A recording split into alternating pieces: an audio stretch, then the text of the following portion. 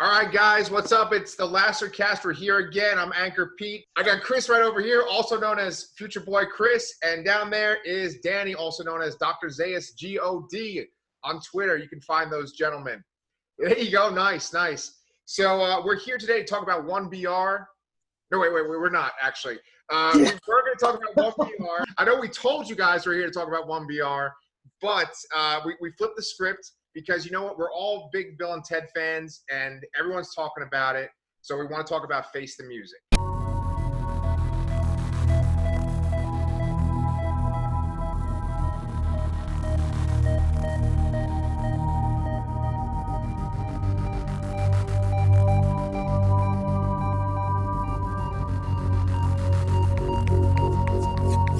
We're going to talk about Bill and Ted Face the Music today and all the Bill and Ted films. If you had to pick between the 3 Bill and Ted movies, which one would you pick for your favorite?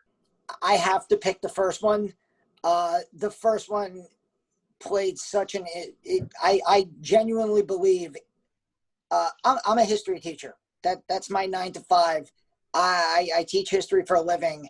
And there's 2 things that whenever people say, what got me into history... Aside from the fact that my father was an aspiring history teacher and was a big reader about history, the 2 things that got me into history when I was young were the song We Didn't Start the Fire by Billy Joel and Bill and Ted's Excellent Adventure.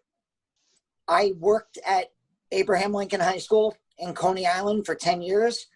So Abraham Lincoln, Party On Dudes, just segued perfectly into my career path. I actually taught, when I was teaching freshmen for years, I hung the movie poster in the back corner of my classroom. And Lincoln had this weird thing where for the first 2 months of freshman year, history teachers taught this freshman seminar course from September until basically Thanksgiving.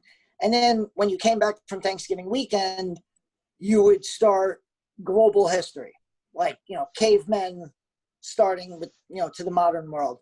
And my segue for my students when we came back from Thanksgiving weekend for years was, this is how old I am, wheeling the TV into the room and playing Bill and Ted for the students. Oh, wow. And that was my way of like getting them, it was my way of kind of like, I don't want to say tricking them, motivating them to say like, yeah, history could be boring, or, you can go and live history like these 2 schnooks who, get a time machine. And I love part 2. I've seen part 3 now twice. I'm going to watch it countless more times, but I have to go with part 1 for me. So Chris, for you, right, your job in construction, you became a construction worker because when they fall into hell in Bogus Journey, you wanted to dig a hole into hell, right?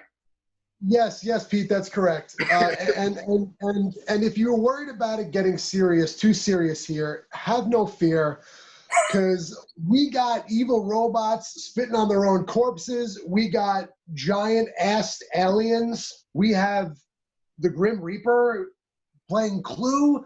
Bogus Journey is my pick. Bogus Journey is my favorite Bill and Ted film. I saw both in the theater. I saw Excellent Adventure in the theater. I love Excellent Adventure. But there's something about Bogus Journey that immediately just drew me in. Number 1, I still to this day, I love Keanu's getup. I wanted a red denim jacket with a big smiley face patch on the back. I love the score for that film.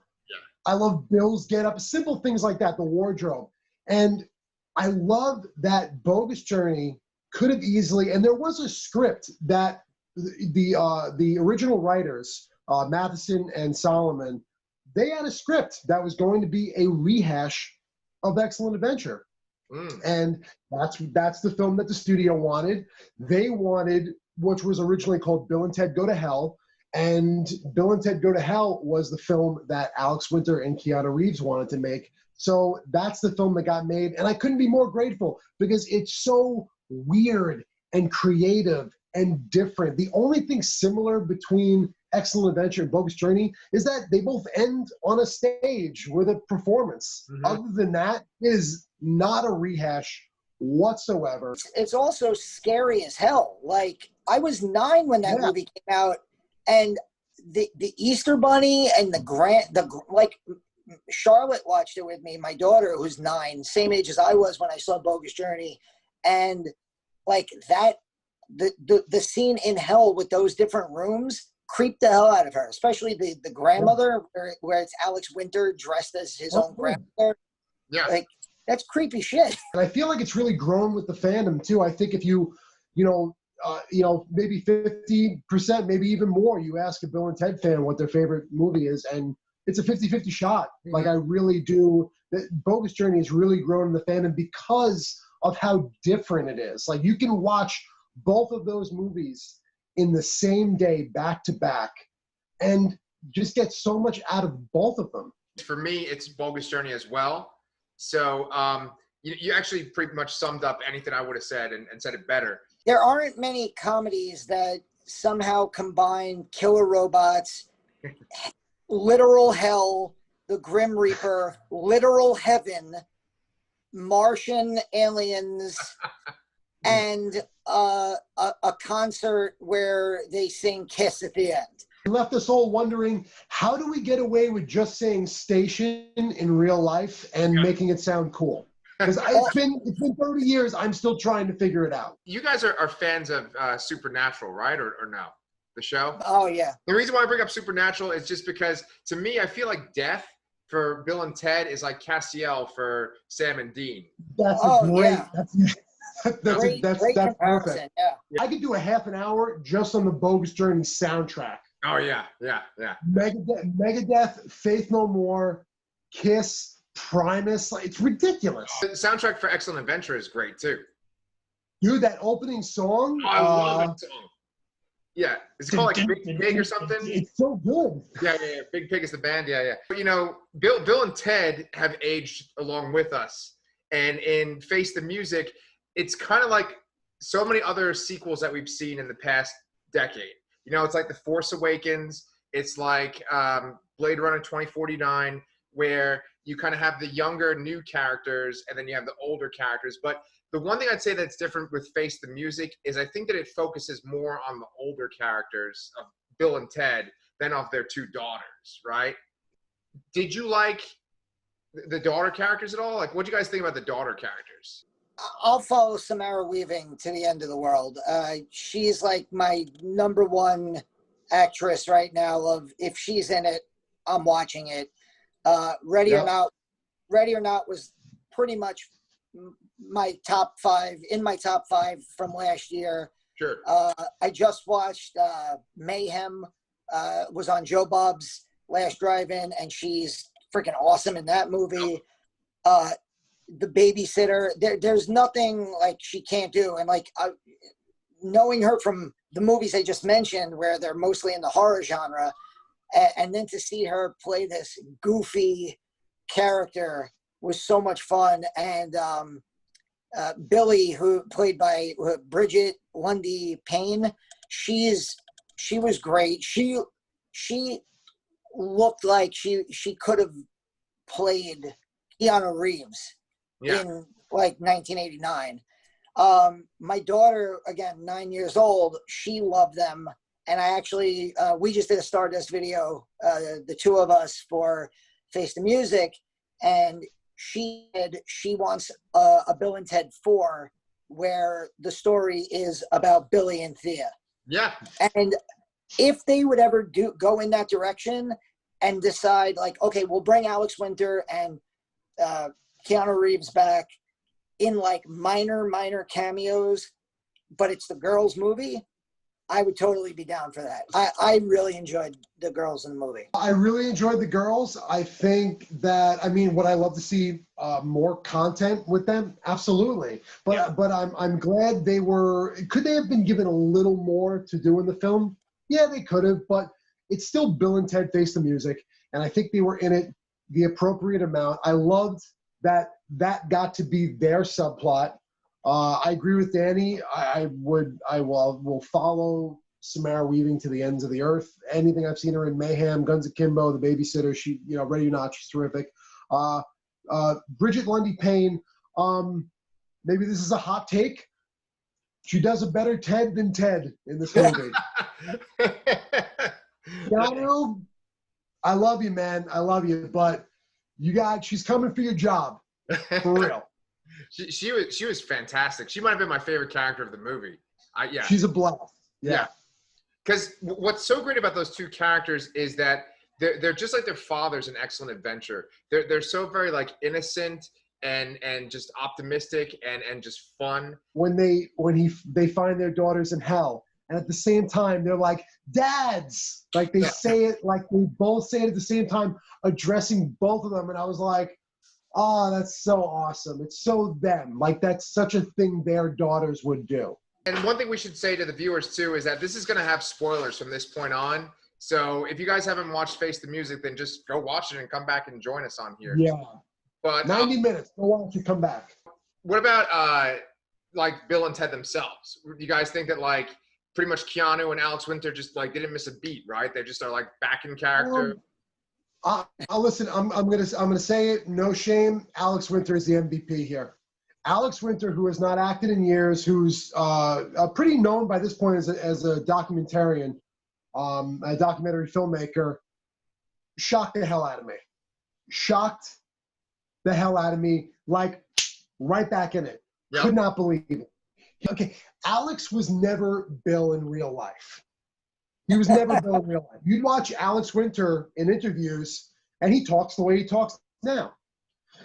Keanu was Ted at one point. Over time, he just wasn't anymore. He also did a lot to break that mold.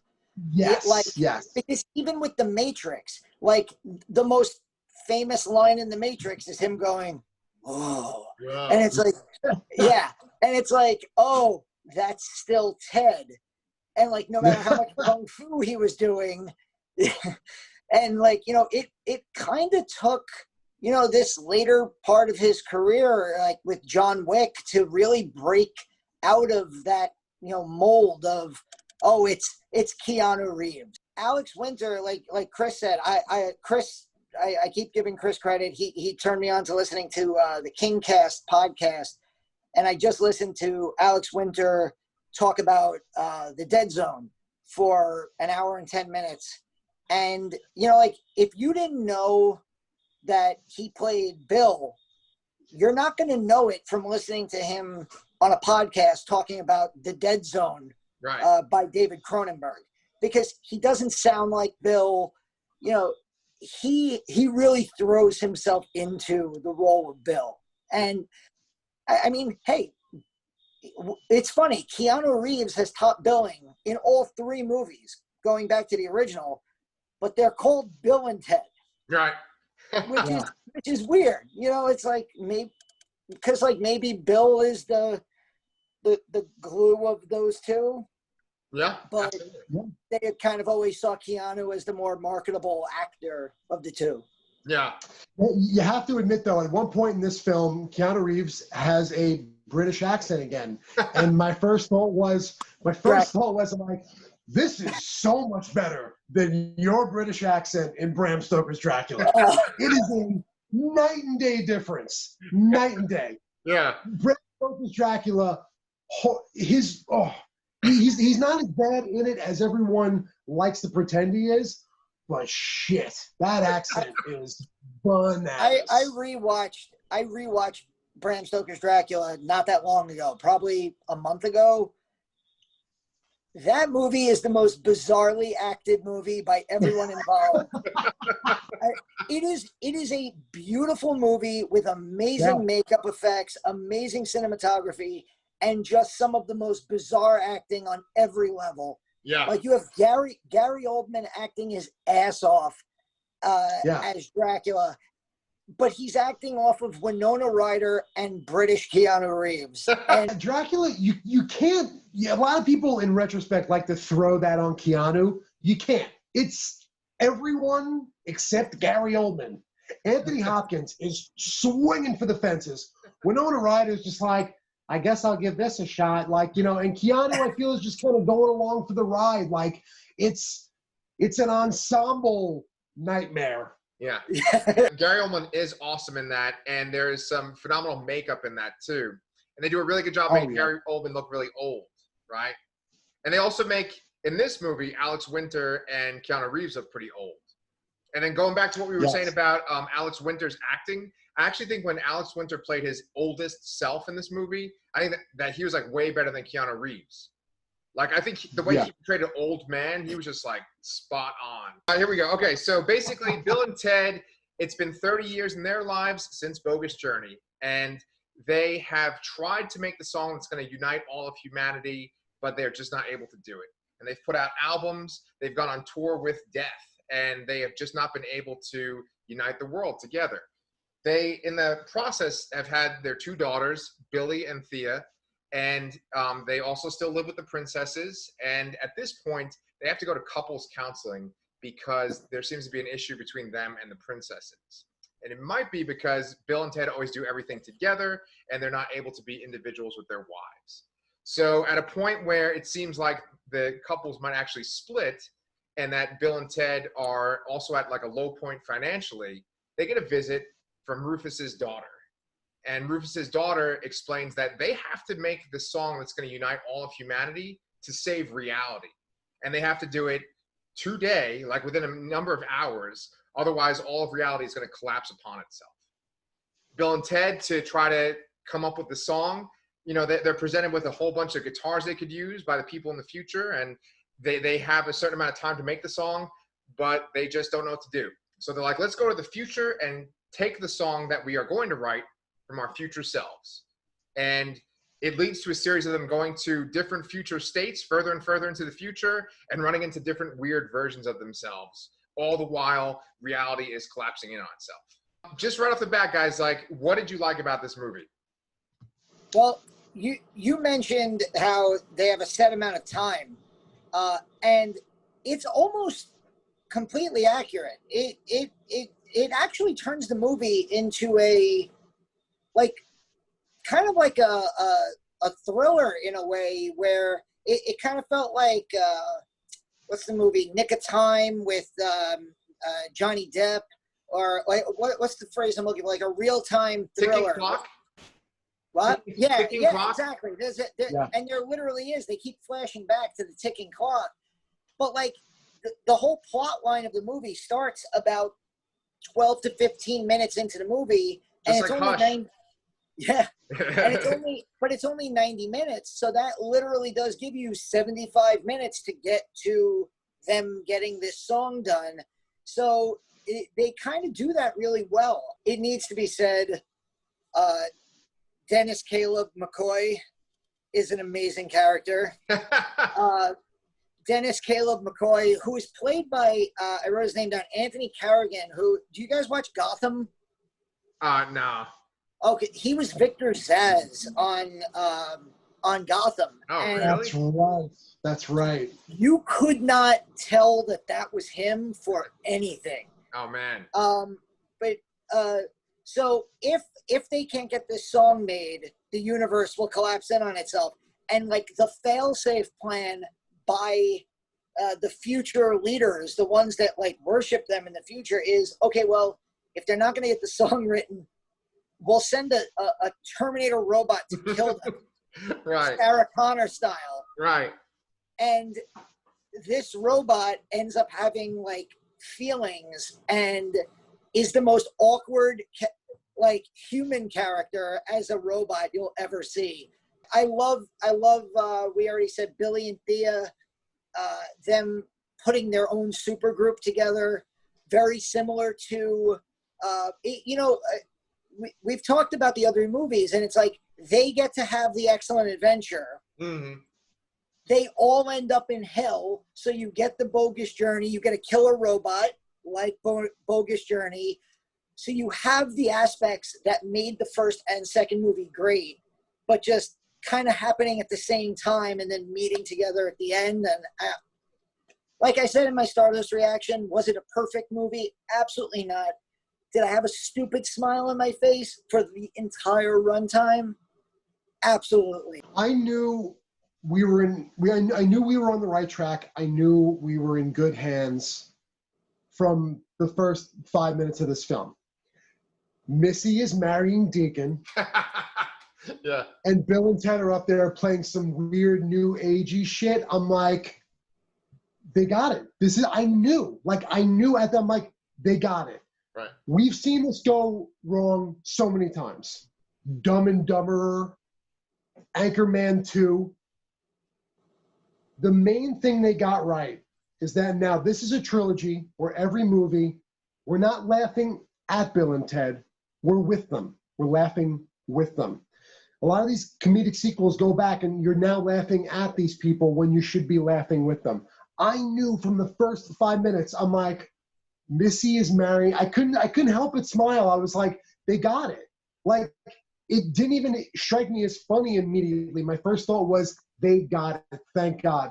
People have asked me, how'd you feel about it? I'm like, it met my expectations. And they're like, oh, really? I'm like, no, that's not a bad thing. I was like, it met my expectations, which meant I had a good feeling about it. And I was right. Because this could have gone, the chances of this going wrong were so high. Yeah. Just with, the history of this type of scenario. It's all, for the most part, it always goes wrong. Is it as successful as, like, I guess a good comparison would be like maybe Ash versus Evil Dead? I don't think it's as successful as that, like in terms of like recapturing something and adding something new, but it's damn close. Danny was saying before that it has elements of Excellent Adventure, and then it has elements of Bogus Journey. I feel like this movie, the element that is unique to this movie is how they go and they meet all their future versions. I know in the other two movies they meet other versions of themselves through time travel, but this movie, it's definitely like they keep getting older and older, and you see their whole lives unfold, right? And so I feel like that's the unique element for this movie. The daughters go around and collect all these historical, amazing musicians, like some of the greatest musicians ever. Mozart, Louis Armstrong, Jimi Hendrix, some cave woman, and I don't know this, but basically they get this band, and I was like, okay, what's going to happen is it's going to be that the daughters are the true destined ones to fix everything. And they did go with that route, but somehow they were still able to make it that Bill and Ted were just as important, if not more important. And so many of these movies, there's so many. We could make a list of like at least 20 movies where it's a sequel, where it's 20 years between the sequels at least. And it's always the older character who's all washed up, and they say something that we remember them by, and then there's that younger, spunkier character. Do you know what that movie's called? It's called A Good Day to Fucking Die Hard. Oh, all right. Okay. No, sorry. But like that's like you could tell like that's exactly like when you were saying that, that's what I thought of. Like where Good Day to Die Hard, where you have Bruce Willis there. He literally has like 8 words of dialogue in the entire movie. Yeah. And Yippee-ki-yay, of course, is thrown in there at the end. And basically the entire movie is there to set up his son, played by maybe the greatest actor of our generation, Jai Courtney. And you have to give him Captain Boomerang, though. Yes, give him that. 100%. 100%. And he's coming back. That's the only one, though. That's the only one. That we could easily list off movies like this. Indiana Jones and the Kingdom of the Crystal Skull. Terminator Genesis. I was going to say Terminator Dark Fate. Oh, any Terminator after Part 2. Right. Force Awakens and Blade Runner 2049. And there's so many movies like that. But this one, though, I feel like gives the characters what they deserve the most out of all these movies I've just listed. You were saying, Pete, it very easily could have just set up the girls as, Preston and Logan, the girls are going to lead the band. But then the I think it's like the last literal scene is they get on there and they're jamming up there with Jimi Hendrix, and it's about them at the end. Yep. And their daughters got it all together, but they're on there. They're on that stage with everybody, with the princesses, with Death, with the daughters. It's a team effort, and that's And look at the end of Bogus Journey. I mean, look at who's on the stage at the end of that movie. It's just a, you know, it feels like a natural progression. Yes. And actually, Little Bill and Little Ted are on the stage at the end of Bogus Journey also. It definitely has that feeling, just like these other movies, of like the next generation. You know, the movies that we grew up loving, and then there's this new generation, and they're different. And it's even in Rufus's daughter, right? Kristen Schaal, yeah. Yeah. And I didn't necessarily think that she was particularly funny in this movie. There's definitely jokes that don't land, right? And I think she had a few of them. But just the fact that she's Rufus's daughter, I really dug that. And that the head of the future was his wife, too. I really dug that, too. Yeah, and George Carlin's daughter is named Kelly. So I think that was done as a tribute to him. That's excellent. And the fact that they had Carlin there as the hologram. Carlin's another. I'm a huge Carlin fan. I know Danny is too. So so that was. I mean, I even sat on the couch. I was like, you know, it just made me so happy. If they had done a third Bill and Ted film, which oddly enough, and I don't know how entirely accurate this is. I think it was very in the early stages of the script. Biodome at one point was Bill and Ted 3. Oh, okay. Bill and Ted 3, after many rewrites, eventually became Biodome. Okay. Because Alex Winter and Keanu Reeves had zero interest anymore. You know, God knows what that original script was, but you know, I think that they could have taken more of a chance had they done a 3 right after they did Bogus Journey. Yeah. But when you're coming back this many years later, like we spoke about Force Awakens, it has to feel familiar in order to ensure that you're going to feel like you're back in this world 2 decades, 3 decades later. I don't mind when they do that. I don't even mind when you see comparisons to characters like, you know, Dennis Caleb McCoy is in this film really takes on the role of Death. Even though Death is in the film, right, he takes on a similar role. Right. And Kid Cudi he even says it. He says he's stationed. Right. Yeah. He's this fountain of knowledge that you wouldn't expect.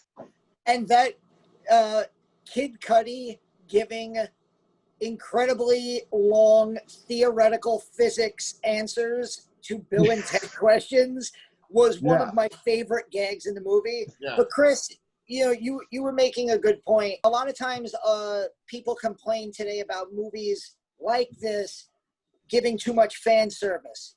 This is a movie that in part is made specifically for the fans. So there's a difference between fan service in a movie like Force Awakens, where you like shoehorn in characters from other movies just to pop the crowd. Yeah. And a movie like this, which is basically just made for the fans of the first 2 movies. We want to see Kid Cudi go station, and we want to go station. It's one of those rare examples where you say it didn't need to be a good movie. It just needed to be a good fill in the blank movie. And in this case, it just needed to be a good Bill and Ted movie. You can't have someone watch this who's not familiar with these guys at all and expect them to like it. They're going to hate it. I was talking to someone on Facebook who loves Excellent Adventure, never saw Bogus Journey, and watched it for the first time. He's a couple years older than me, and he's like, oh my God, it was so weird. I'm like, I'm going to say this as politely as I can. Don't even waste your time watching this one then. I'm like, because it's weird from jump. Like, you know, Missy, when married Bill's dad, then married Ted's dad, and now Ted's brother is his own stepfather. Like, how do you even explain that to someone who's never seen either of these movies before? I get that also on the Stardust app sometimes, where if you want to feel old, go on Stardust, because there are some really young people on Stardust, like 21. I have to look at that, and that's how I know. like 21 to 25-year-olds, and God bless them, they're watching tons of movies. Yeah. And which is great, but like I've seen a few people, I would say a decade younger than us, like talking about Bill and Ted's Excellent Adventure and being like, that was so stupid. Like, I don't understand why people like that movie. And I'm like, well, you're watching it in 2020 for the first time, you know? After you get over the initial reaction of like, what do you know, kid? What do you know about it? You know, just like, all right, cool. Listen, I shopped at the Wiz, asshole. Yeah. I know what I'm talking about. You know what it's like to have to rewind music? Do you even know? You know, it's funny because I had that "what are you talking about, asshole" moment with my own daughter. Because we were watching Bill and Ted's Excellent Adventure, and she just kept telling me that she was really annoyed by Bill and Ted. With movies, she always wonders, where are the girl characters? Because I show her a lot of movies from the 80s, and it's predominantly male characters in a lot of these movies, right? And so I knew that there wasn't going to be anything much in Bill and Ted, the first two. But then with this third movie, though, these female characters are like prominent characters in the movie. And I think characters that she could kind of look up to, too. So I think she ended up liking Bill and Ted's Excellent Adventure a lot by the end. And she's talking about it a lot now. Because like I said in my review, Excellent Adventure, I feel like in the beginning, it kind of takes a little while to build up. And some of the jokes fall flat. But then when the historical figures are all collected, and they go to the mall especially, that's where it really takes off. And all the stuff with Napoleon, too. And so I felt like in the first movie, it's Napoleon. In the second movie, it's death. And then in the third movie, it's the robot. It's just like what you guys have been saying, that like it had to be a good Bill and Ted movie. And I feel like it just fits in just totally snug. Like they're three pieces of a pie and they all just came together. And I really enjoyed it. I'll be honest, it's and I'm sure I'm always going to feel this way watching it from now on. The movie just ends. It just kind of ends. Like, I didn't need a lot after it, and it is, and again, I wonder if, I'd be curious to know what Danny thinks having watched it again, but it just kind of ends, and there is a post-credit scene, and I wouldn't have minded if the post-credit scene was directly after what is actually the last frame of the actual film. I found it a little jarring initially, and I don't know if that's going to change much for me over time. Again, I didn't need something drawn out, but it's a little, you know, it's a little like, okay. I kind of felt the same way that Chris did the first time. The ending actually works really well for me rewatching it because, like I said, there's this whole ticking clock element to the movie, and they achieve it. They perform the song that unites the world. So what else is there to do? And I guess I kind of like the fact that it ends very similar to Bogus Journey, where, you know, they're on the stage, everyone's together, boom, movie ends, and you get that great mid-credits montage of everybody air guitaring, and you got Weird Al there on the accordion and everything. Yeah. If I was gonna nitpick, the whole marriage counseling thing doesn't work for me. And it doesn't work for me because the princesses never seem angry at them. So it never seems like there's a reason why they need to be there. In fact, like they're like the whole resolution to the marriage counseling thing is they come back at the end and they're like, this was the only time that we wanted to be with you. And I'm like, okay. Charlotte said to me she really liked the first one, and the second one was a totally different experience, of course, because of how different it is, but she really liked the second one. About 20 minutes into this one, she whispered to me and she said, this one isn't as good as the first two. But then by the end, she was totally involved in it. She was totally into it. And she, like I said, she was ready for the spinoff.